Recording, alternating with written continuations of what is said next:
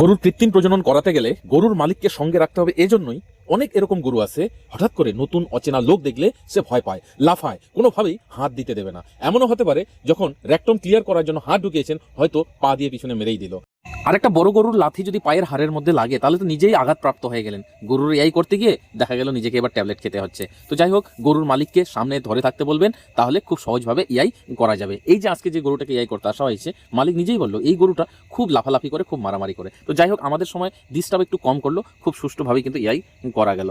আর একটা বিষয়, ইয়াই করতে গেলে আগে কিন্তু তার সার্ভিক্স চেক করে নেওয়া উচিত, কারণ বাড়ির মালিক সঠিক নাও বলতে পারে। দেখা যাচ্ছে ইয়াই গান লোড করলেন কিন্তু সার্ভিক্স খোলেনি, বেকার হয়ে গেল। এর জন্য আগে চেক করে নিয়ে যদি সার্ভিক্স খুলে গেছে, এরপরে ইয়াই গান লোড করে ইয়াই করাবেন। আর ইয়াই করার সময় কখনো জ্বলনযুক্ত পদার্থ ব্যবহার করবেন না, বিশেষ করে সাবান। আমি অনেককেই দেখেছি সাবান ব্যবহার করে, সাবান লাগিয়ে তারপরে হাত ঢোকায়। সেটা করা উচিত নয়। সেই সাবান ক্ষারযুক্ত, ভিতরে ইরিটেশন হতে পারে, ইনফেকশনও হতে পারে। এর জন্য প্রয়োজনে ভেজলিন বা জেলি বা নারকোল তেল ব্যবহার করতে পারেন, সবচেয়ে সেফ। কেমন লাগলো ভিডিওটি অবশ্যই কমেন্ট বক্সে কমেন্ট করে জানাবেন। ধন্যবাদ।